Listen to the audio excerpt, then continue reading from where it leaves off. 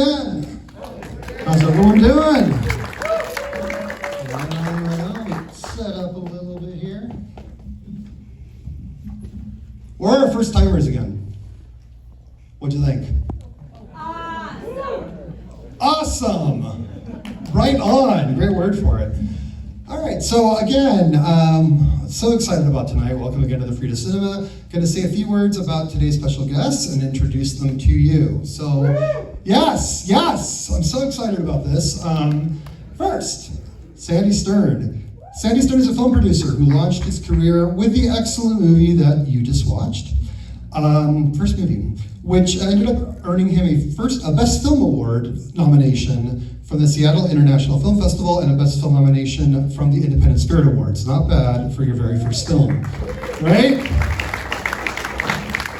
He continued to champion fiercely independent voices with future films including Velvet Goldmine, right, which is a favorite around here, Being John Malkovich, and a personal favorite, 2004. Any Saved fans? Saved, excellent, right? Okay, thank you, right? Great movie.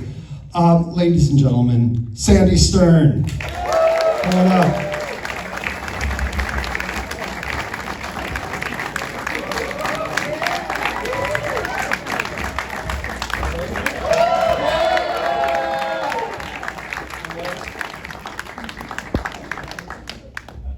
Cool. And then next up, a little interesting factoid for you. Only 5 filmmakers have the distinction of being nominated for Best Screenplay and Best Director at the Independent Spirit Awards for the same film. That would be Alexander Payne for, listen to these names, Alexander Payne for Sideways, Christopher Nolan for Memento, the Coen brothers for Fargo, Quentin Tarantino for Pulp Fiction, and Alan Moyle for Pump Up the Volume. Absolutely. Among his over 12 films, Alan Moyle's films are love letters to youth culture and all the glorious soundtracks that go with it.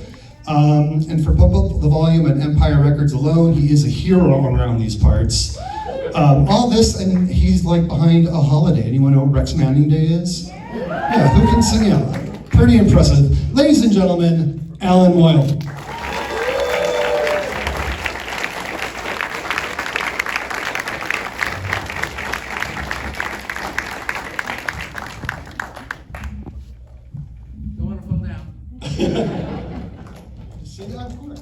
This guy a freak? He knows me already. Frida. That's us. Here you are. So right off the bat, 35 years. Nice crowd watching the film. What thoughts, what feelings, anything are just kind of going through? I know you talked a little bit, if I may share, about being a little nervous about this, and like what's going through your mind right now about all this? You know, my thought is when I go to a screening, I would pay extra not to hear the Q&A. So, thank you all for staying and being part of this tonight. But you know, it's. We were talking a bit at dinner before. This was my first movie, and it was when I look back on it, it was just a charmed experience. It was the script which we can talk about and developing it and getting the movie made and making the movie, and then the actual first screening of this movie was at the Cannes Film Festival, which was an incredible experience. And then to have this movie live on for so many years and touch people and speak to people and still have people come up to me and say to me, that movie made such a difference in my life and in speaking to me. And then as Logan shared with you, working on the musical this past 10 years of my life, that when I sit here and go, wait, was that really 35 years ago? You know, and it was, again, the first movie I made. You used to be so cute. And you know, I've never had an experience quite like this again. And for 35 years, I've been hanging on in the business going, why doesn't it happen as easily and as effortlessly and wonderful and joyfully as this movie did? So that's what I bring tonight. Thank you. What about you, Alan?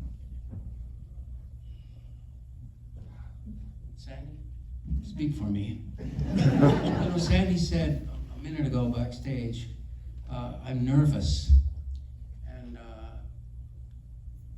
I'm nervous too, still. That's kind of awesome, frankly. Ask a question. I will. Let me ask a question right now. How about that? You know, it's one of the reasons why we're behind the camera. Okay? Well, that honestly, that makes me all the more grateful that you're here. So thank you so much. I guess what I want, I have a few questions. I also want to hear from the audience, so start thinking up some questions of your own. But I'm wondering, especially it being your first film, and what was the dynamic like between the two of you during production? And can you recall any key moments where collectively your creative partnership shaped a decision that ended up in the movie? I'll answer that. Please. Sandy is extremely involved in every aspect, to the point of me just floating like a butterfly on the side while he takes care of everything. We must have, how many versions of the script did you demand that we do? Every day. Every day. And it was fun because he's so funny and smart, but at the same time, what a grind getting that script organized and then produced, and what scenes will stay in and what we could afford to do and all. It's a lot of little decisions that I wasn't up for, but he's built differently, and so you need a producer. You need a strong producer, and that's maybe one of the reasons why I haven't made any movies since, because there's not a lot of Sandy Sterns around, and I've become a little lazier. And next question. Here's what I'll add to that, is that the director-producer relationship is a very specific one, and it's a very intimate one. And it's one that's built on trust and communication, and do we share the same vision, and what is our taste? And here it is, we lived with something, and a bit of context is that Alan Moyle had written a treatment that was 45 pages that I received because a friend of mine said, Sandy, this is so your kind of thing and so your taste, take a read, look at this treatment. I've never gotten a treatment that was 45 pages, okay? They're either 3, they're 10, they're 2 pages. This was 45 pages with some dialogue, with some descriptions, with sort of a structure to the piece. And I remember reading this and thinking, again, in terms of context and when we made this movie, we made this movie in 1989. And one of the things that I always sort of tell to the cast that we're doing the musical with, this was before cell phones. It was before there was internet. There was before there was any way of speaking, hearing, understanding the world at large, other than your shitty high school suburban existence. And for me, I was that kid. I was trapped in this suburban, miserable existence where I thought I was a freak and alone and queer. And the radio, for me, was my way out into the world. I knew that there was a world, I knew that there was a voice, I knew that there was something else besides this wasteland of suburbia that Alan Moyle tells you about right at the start of this movie. And when I read this, I went, I've got to make this movie. I have to figure this out. So to me, this is like yesterday that I met Alan Moyle at the White Horse Tavern on Hudson Avenue in New York City. And I came as a producer prepared as to what I loved about this treatment and where I thought I could go. The improvements, the corrections. And Alan Moyle, I pitched to him in our very first meeting how I thought this movie should end. Over a glass of red wine, Alan Moyle stood up, the red wine spilled all over me, and said, we have to make this movie together. And that was the start of sort of a creative collaboration that continued on every page, in pre-production, prepping the movie, sort of, casting the movie. Casting the Very movie, good all the casting. department heads. making the movie, posting the movie, and celebrating the movie. He even wrote scenes, but WGA will not allow him to be credited. But I could never write the line, "Are you really as horny as a tent picker?" That's Alan Moyle. And I've never worked with a writer that worked the way Alan Moyle did, where literally every single day I got new pages with new, interesting, and out there and brilliant ideas. That's what you want as a writer, and that's what you want from your director as a producer. So that's a long-winded answer to your question. Thank you. That's great. And dovetails perfectly my next question, which is about casting. So, what's beautiful about Mark is, he's sardonic, he's incredibly magnetic, but he's also vulnerable, and he balances these beautifully. And it's hard for me to imagine anyone, Christian Slater, in this role at the time. And I'm wondering, A, what was the process of casting him and finding him, and B, is there any knowledge as to like how he as an actor, what he brought may have contributed to the final tone of the film or to the character Right. in any way that wasn't on the written page? I'm kind of prepared for this question. So the answer to that is as a producer, I was at the MIFED in Milan Film Festival, where I saw an advanced screening of Heathers. And I just said, that is the hit for this movie. We have to get, and at this point, Christian Slater was just sort of happening. He had done Gleaming the Cube, but Heathers hadn't come out yet. And I saw this movie and I went, Alan, this is our guy.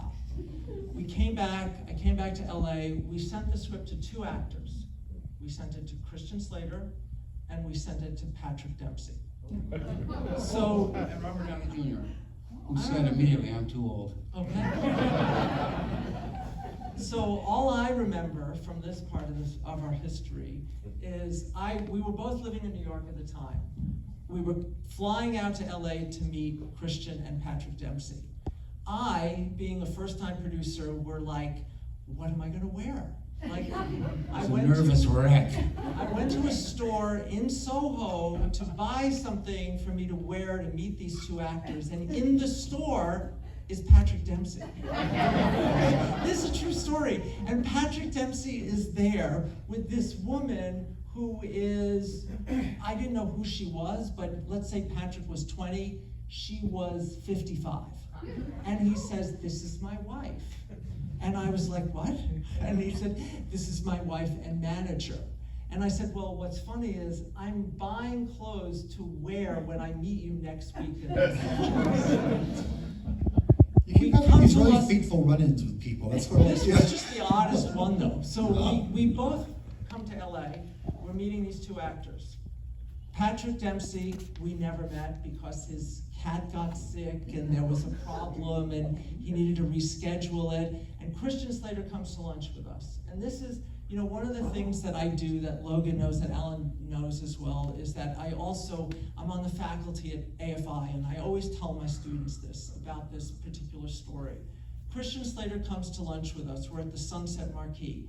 In 30 years of doing this, I've never had an actor come, a movie star, or on the verge of being a movie star, come to a lunch, and by the end of the lunch say, "I want to do your movie." It's never happened that way again. Never happens that way. They want to say, "Oh, I got to talk to my manager, I got to talk to my people, I got to think about it, let me reread it, will you address these notes?" Christian was all in. First lunch, done. We looked at each other and we went, this was our guy, he wants to do it, we're done. And Christian Slater was attached to the project. And to this day, he's still a dear friend of both of ours. We love Christian, he's such a fan. My partner's in the back, we went to his Hollywood Walk of Fame. He just had his, what do you get there? Your handprints, footprints? And it is, he will say this, and he shares it, and so many people in their speeches talked about it. It is his favorite movie. He's so proud of this movie, and he's such a delightful human being, and it's like we can't think of this movie without Christian. Excellent. And I have to say on a side note, also about the cast, and it's a testament to both your casting and the acting, you kind of ruined Annie Ross for me. Ah, So Annie Ross plays the principal in this film, and you know, after this movie, Shortcuts, the Basket Case trilogy, every time she's on screen, I just feel vile and angry. This is Annie Ross to me, is her performance in this movie, and I'm like, oh god, it's the principal of the volume. I hate her so much. By the way, who cheered for Gleaming the Cube? God bless you all. This is why I love this audience. Love you guys. just note, Annie Ross couldn't say one line in the same way with continuity twice. Oh no! But she sings well. She was a really good friend of Alan Moyle's manager, and that's how Annie Ross came to us into this movie.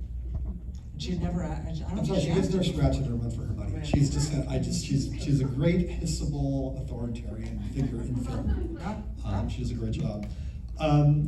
I'll ask one question, then I'll turn it over to you guys. The film doesn't sugarcoat themes of teenage alienation, suicide, depression, isolation, sexual identity, which is part of the reason that so many of us responded to it when it came out.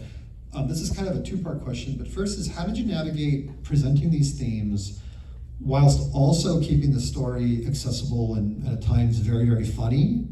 They're pretty serious themes, but you don't, you feel the weight of them in the moment. The film is so balanced, though, tonally. And then also considering those themes, we talked a little bit about it at dinner. Were there any particular battles with the studio over content, language, subject matter, or tone, anything along those lines? Well, the blip on the road of this easy, effortless, joyful experience is we had this movie set up at Island Pictures.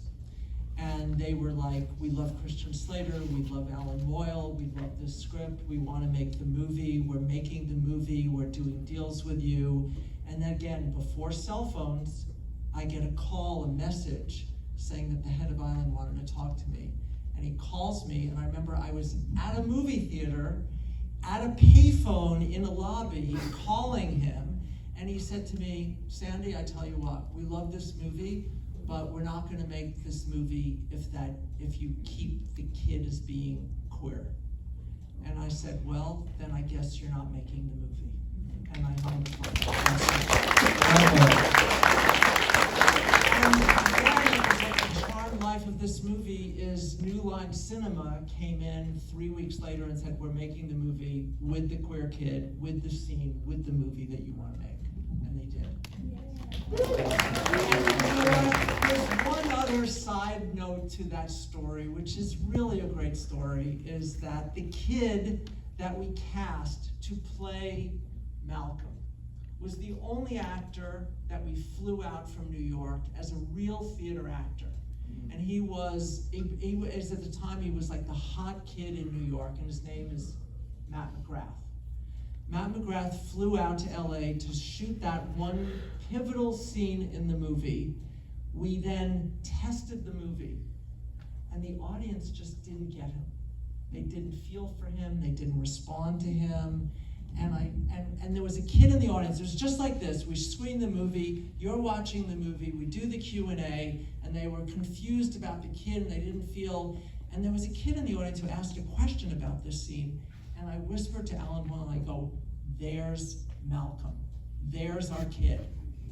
We ended up reshooting the Malcolm scene with a kid from this audience screening that was recruited, that had a question, that had a comment about the scene because it wasn't working. And this kid was the kid that you see in the movie. It's kind of a freaky, fun story. Never acted before, never acted since. He was completely in the audience, and we reshot him in that scene. And Matt McGrath, for those of you that know him, has gone on and had an amazing career. And he's still credited in the movie. And you see him in this last scene in the sort of what we call the healing speech, where they're all in these jackets.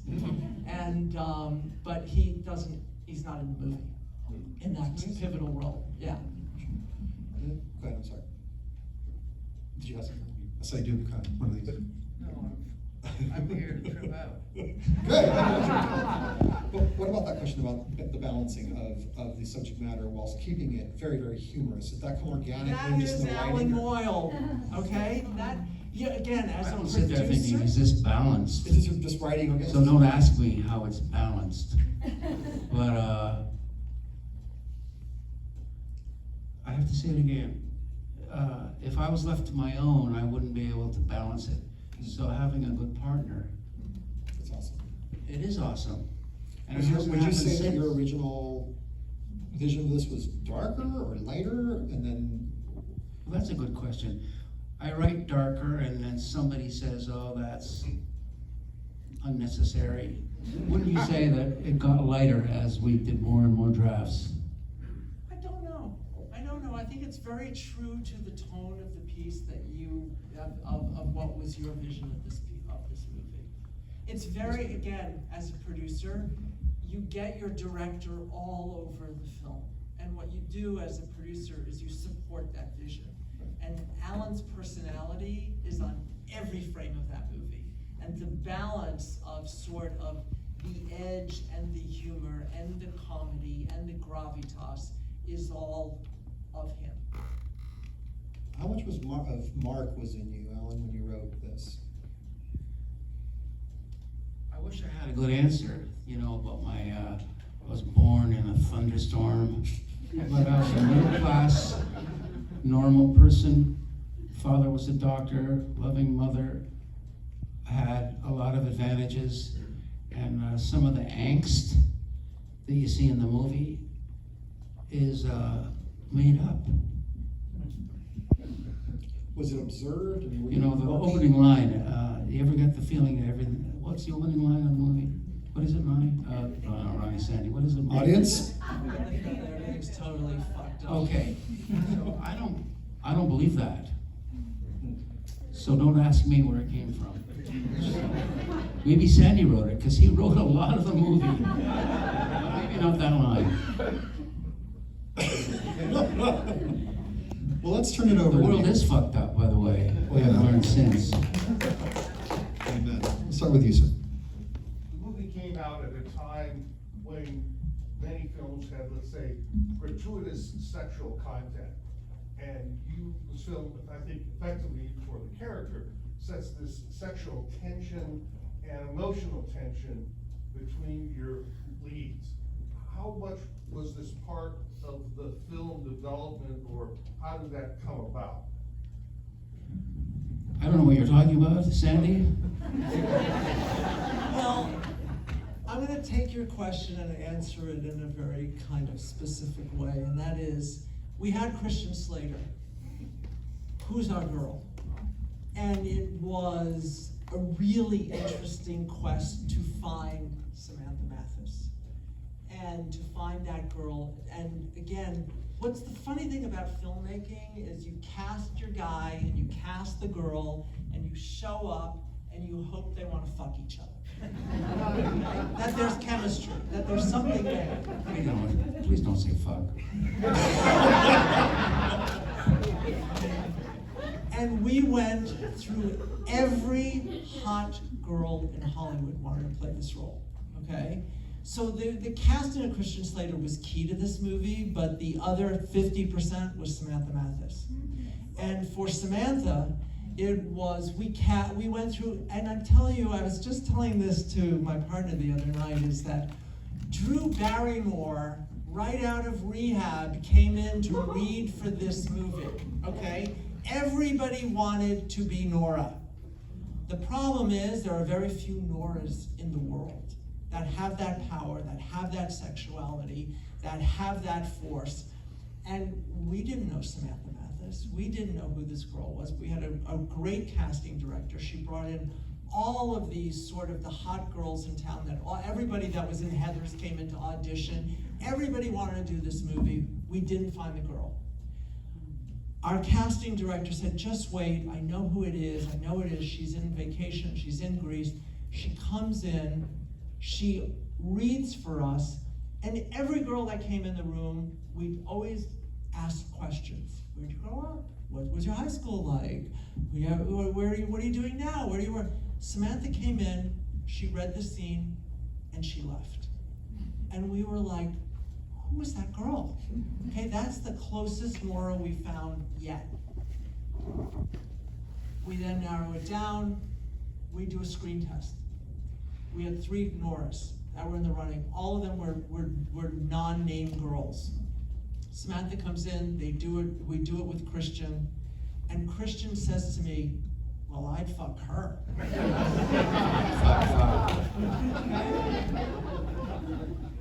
Thus, Samantha Mathis. Yes. Well, I mean, it's gonna be brought up at some point, but I'm very interested in the music selection. This was one of the, this is like one of the first I bought on tape that I ever bought, and it exposed me to so many different new bands and, you know, rap and all that kind of stuff. I just wanna know about the selection of the music, you know, and how specific it was, while it was being shot. This is an Alan Moyle question. So on a cue by cue basis, you try different songs against the material. A lot of trying out. I didn't have a vision, and frankly, I didn't know some of these bands. It's not like I'm hip, but we had a good team. Yeah, but Alan, the soundtrack to this movie is so Alan, okay? You will not take credit for it, it is so Alan. And what I will say that's also interesting about this is that we had a good music supervisor, but we had an executive at New Line who was basically tasked with the music supervision of this movie, and his name is Toby Emmerich. Toby Emmerich went on to be the chairman of Warner Brothers, okay? He was our music supervisor for this movie. But he would come in with suggestions, and Alan And would curate them.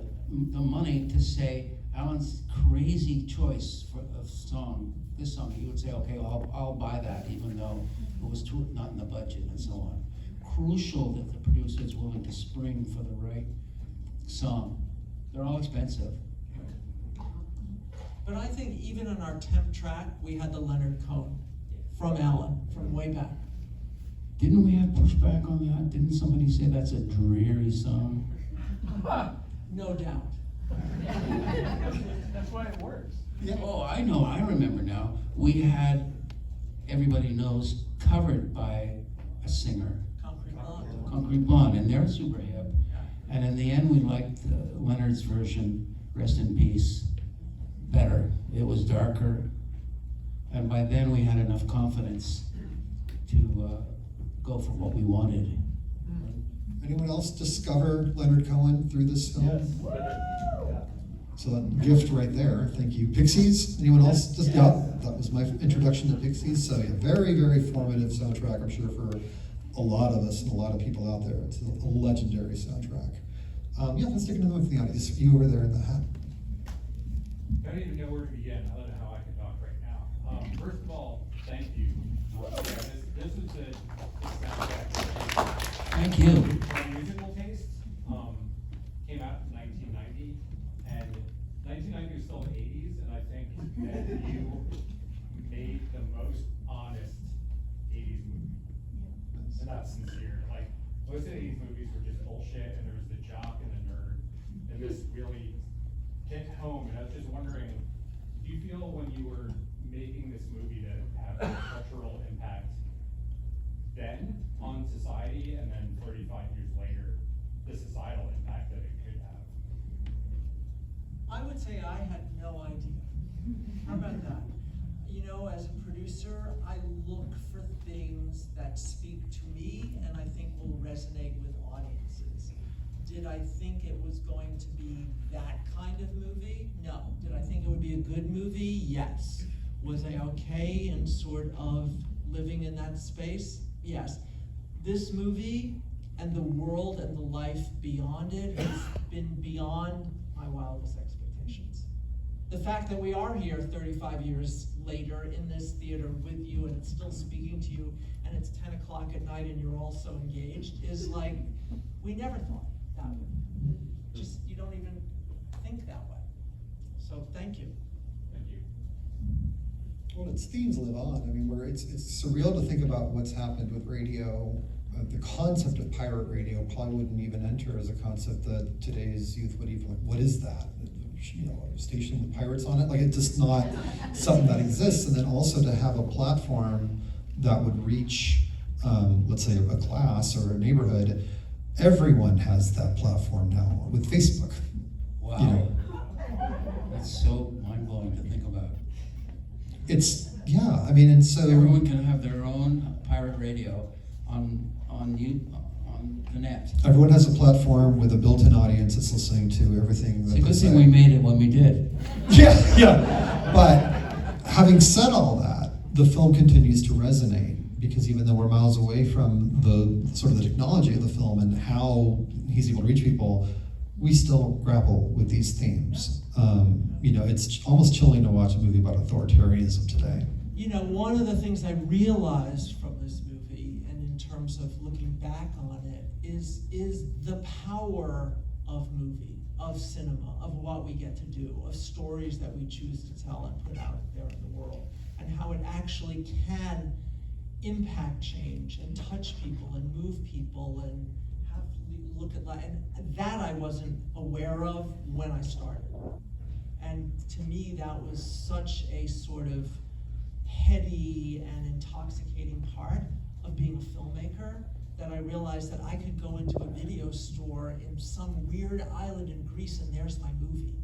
And some kid there it's speaking to, and that to me is like, I never thought that, never saw that until some space from the making of the movie. You should also say you invented podcasts, because I think that's It's podcasts as well.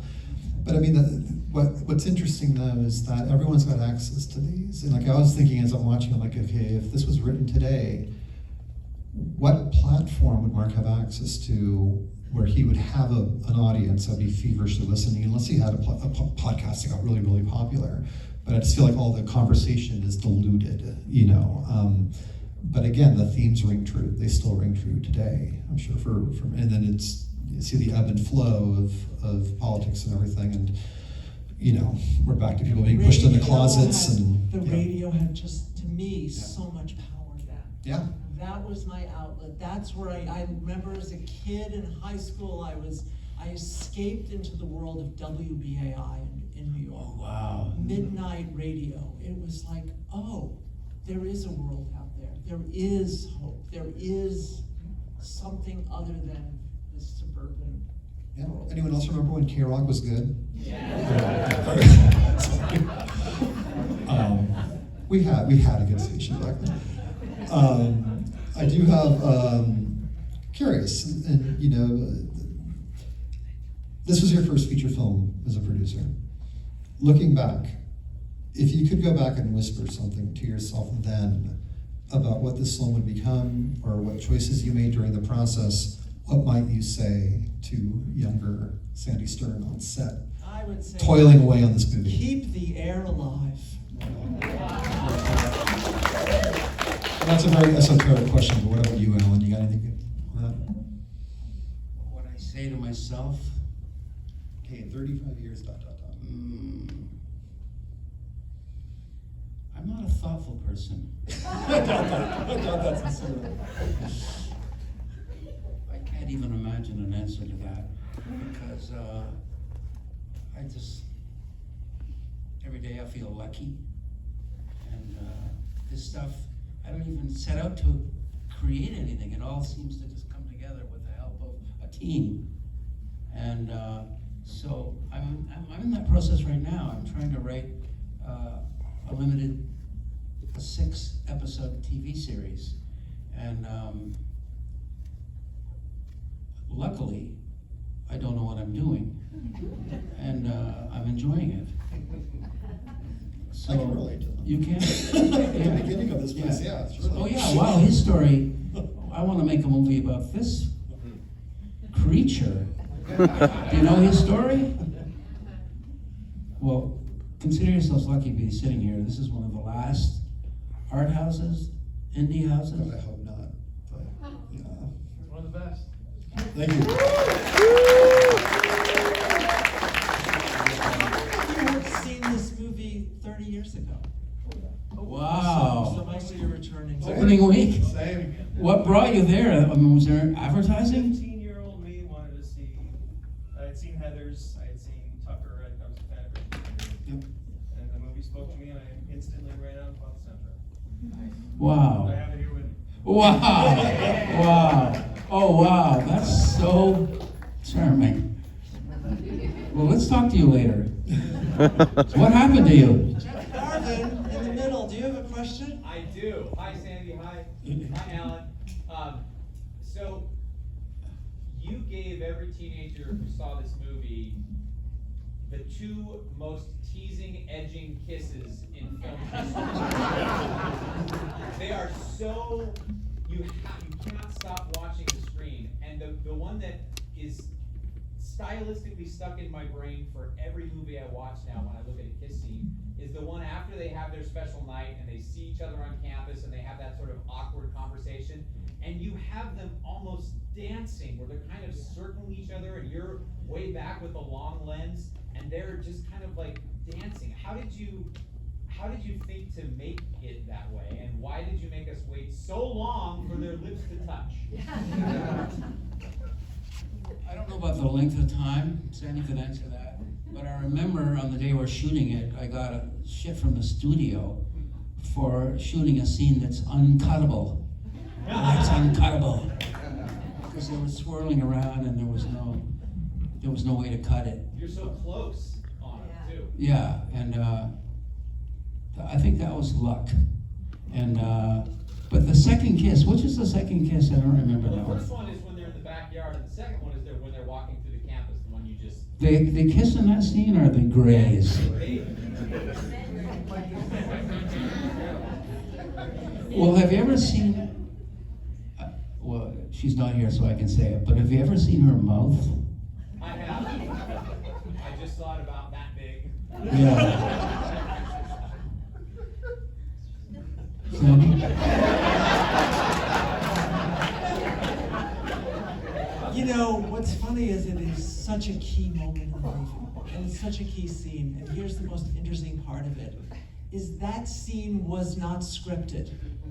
That was Alan with the camera saying, let's get the two of you walking through the quadrant, okay?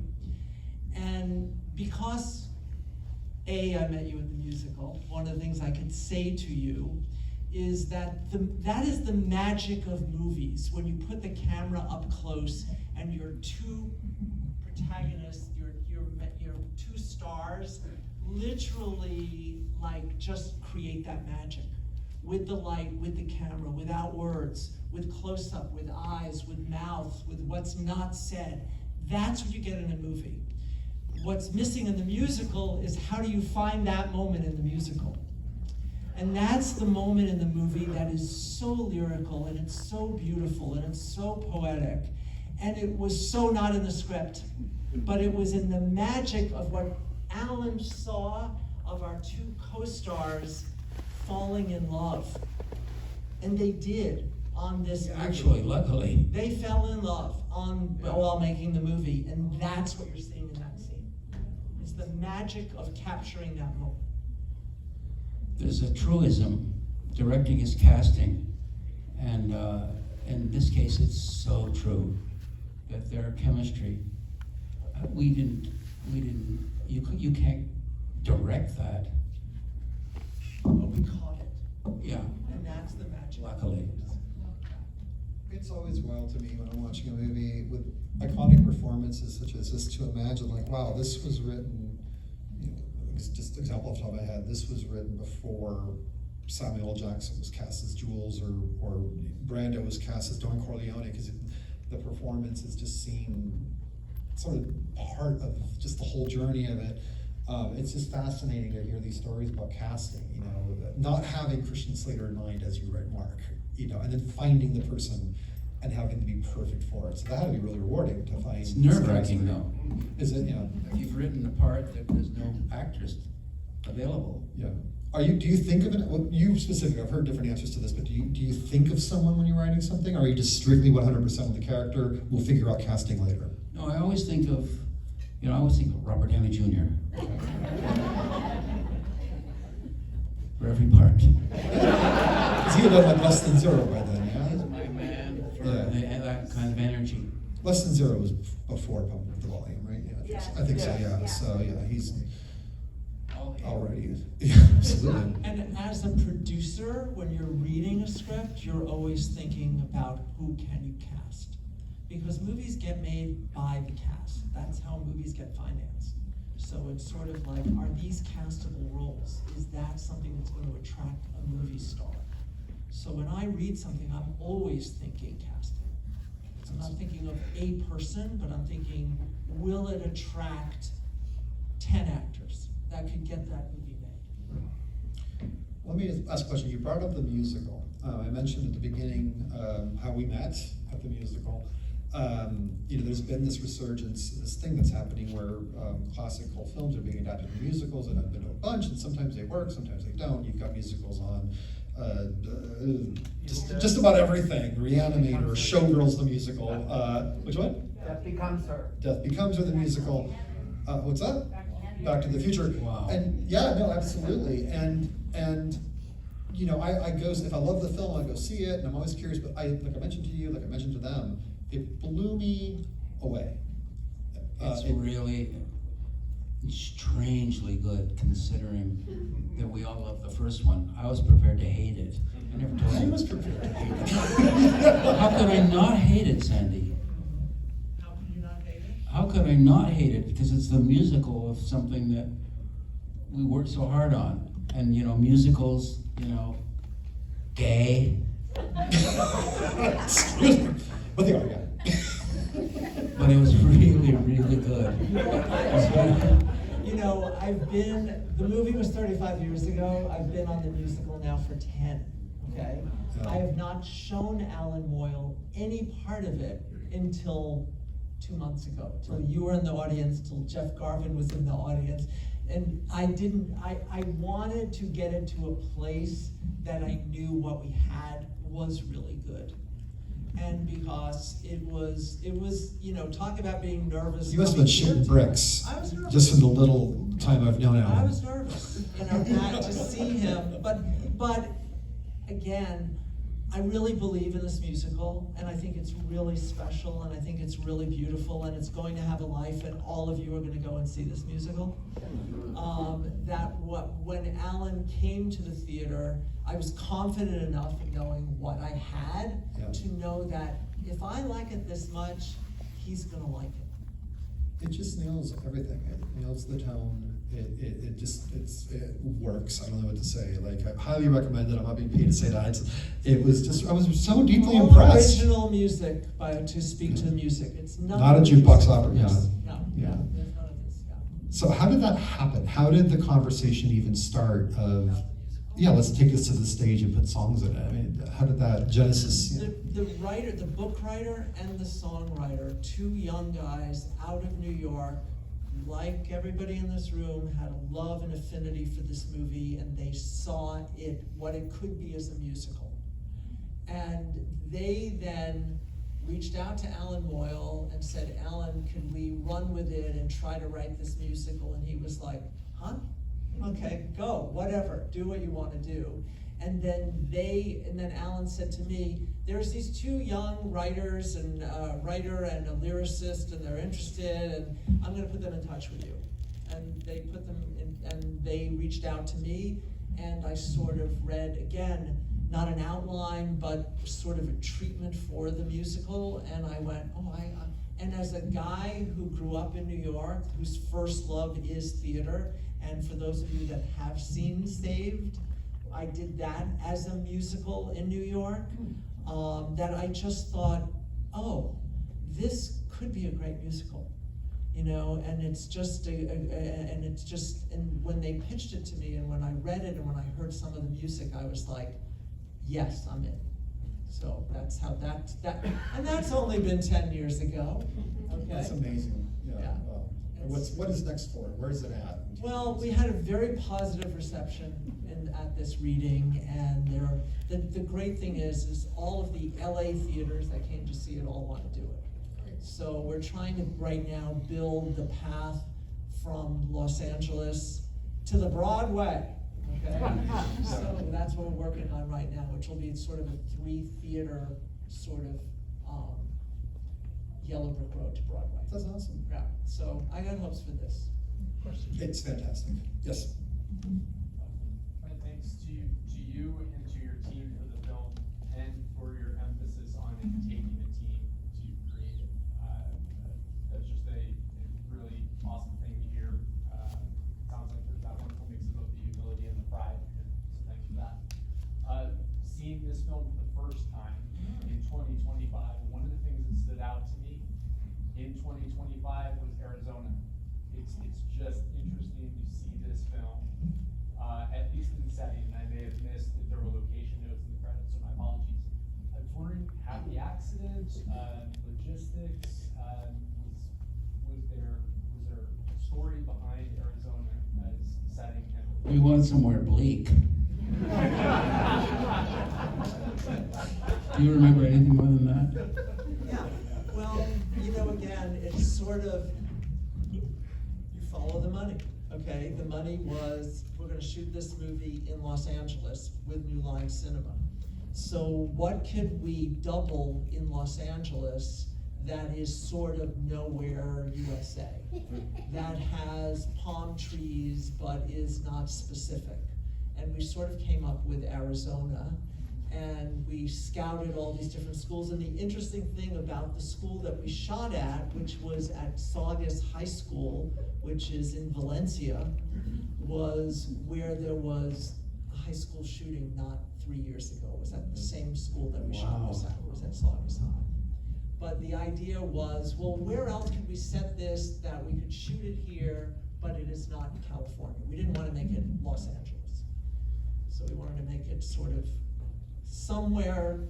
It's at Middle America. Correct, correct. And in the script, it was never stipulated where this setting was. It was just Middle America. Good. I haven't got to the back in a while. Anyone towards the, yes, way back in the back row. I guess it's about inspiration. So, Alan, what was your inspiration for writing this film? What was the germination? And then for both of you, what is your inspiration filmically? Whether it's a screen adaptation you thought was so great, or a film you love. I'm curious for both of you. Well, the first question, Yes. there was a period of time in England where they had offshore radio stations. Does anyone remember that? I think it lasted for a year. If you couldn't get certification from the English government to open a radio station, you could go under the channel on a rowboat and broadcast. And that was actually the first time I thought of pirate radio. And so that's the answer to that. And then I don't remember the second part of the question. Films inspired you.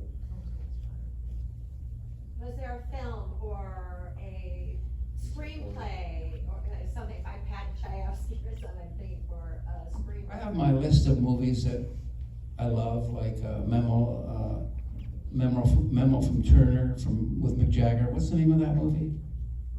Performance, yeah. That's my favorite movie. And although I can't remember the name of it.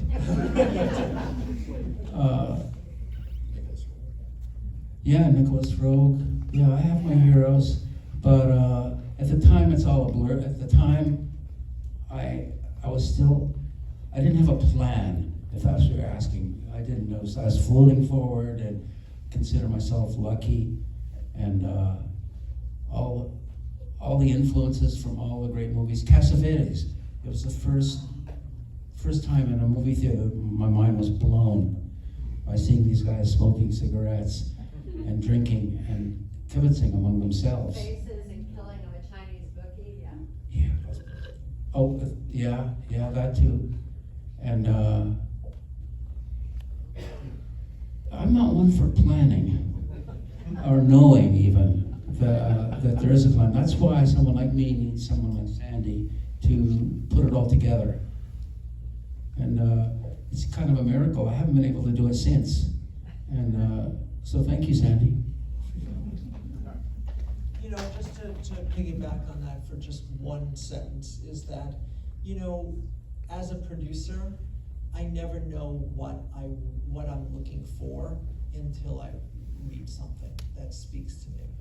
And it wasn't like, oh, I wanted to make a high school movie about a kid who was like, it was just the story and this character and the voice of the writer and the director is what inspires me. And that's what I look for when I'm picking and kind of figuring out projects and stories that I want to put out in the world. Got a couple favorite movies, just curious on that same topic. Anything that, Sandy, that inspired you, or? You know, it's like I'm a Preston Sturges guy. You know, I love and if, you know, if you look at my body of work, it is like it is all sort of character-based comedy is sort of what I'm interested in, and sort of, you know, and teen angst. Okay? Put those together and you got some piece of the puzzle. Great. When Alan was talking about pirate UK stations, did I hear someone say there's a documentary? Yeah, I think there is. Oh, I'd love to see it. Pirate Radio, the boat that rocked. Both that rocked? Yeah. I could look it up tonight. Pirate Radio, The Boat That Rocked. Yeah, AKA the boat that rocked. Right on. It's a good movie? Good Oh, it's a soundtrack. documentary. Good soundtrack. No, it's a comedy. It's like a biopic. British comedy. Or biopic. Interesting. Yes. Do you have time for a couple more? You guys feeling cool? Sure. Excellent. This is All right, fun. we're right in the middle there. No, but yeah, you. Me? That's you. Okay. Hi guys. Just want to say thanks for the movie. It's awesome. We all know that.